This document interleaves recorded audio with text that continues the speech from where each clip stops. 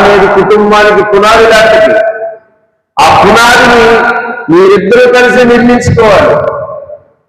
ఒక కట్టడం కట్టబడాలంటే పునాది ఎంత ప్రాముఖ్యమో, క్రైస్తవ కుటుంబం అనే కుటుంబం కట్టబడాలంటే ప్రార్థన మీద అంత ప్రాముఖ్యం. ప్రార్థన మీద కుటుంబంగా వేసుకొని మనం మన కుటుంబాన్ని నడిపించుకోవాలి.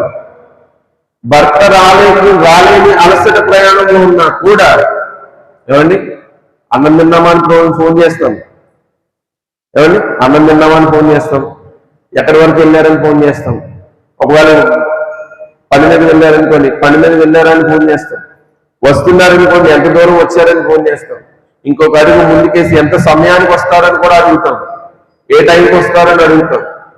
కానీ దూరాలున్నా సమీపంగా ఉన్నా ప్రార్థన చేసుకునే దానికి ప్రార్థన చేసుకుందామా అని అడుగుతున్నారా? అడుగుతున్నారా మీ భర్తని? అడుగుతున్నారా మీ భార్యని?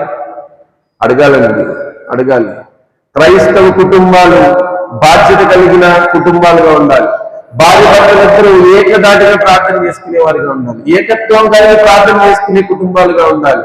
విడివిడితనాన్ని తీసివేసి ఏక ప్రార్థనలోకి రావాలి. అపోస్తలులు ప్రార్థన చేసి మొట్టమొదట మేడగది మీద ఏకత్వంగా ప్రార్థన చేసుకున్నారు. ఐక్య ప్రార్థన సమస్యల్ని పడగొడుతుంది. ఐక్య ప్రార్థన కుటుంబాన్ని లేవనెత్తుతుంది, చిగురింపజేస్తుంది.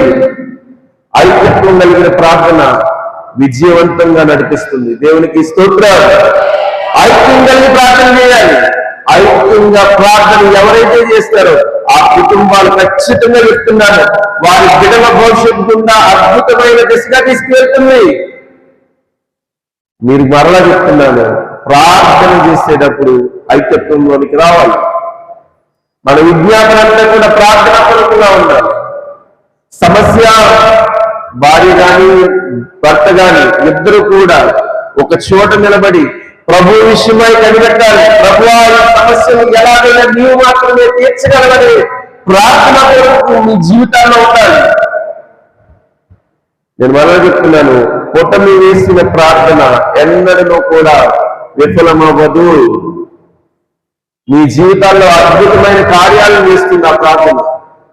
బిడ్డల విషయమై ప్రార్థన చేసినా లేదా ఏ సమస్య విషయమై ప్రార్థన చేసినా ఆ ప్రార్థన విజయవంతంగా మారుతుంది.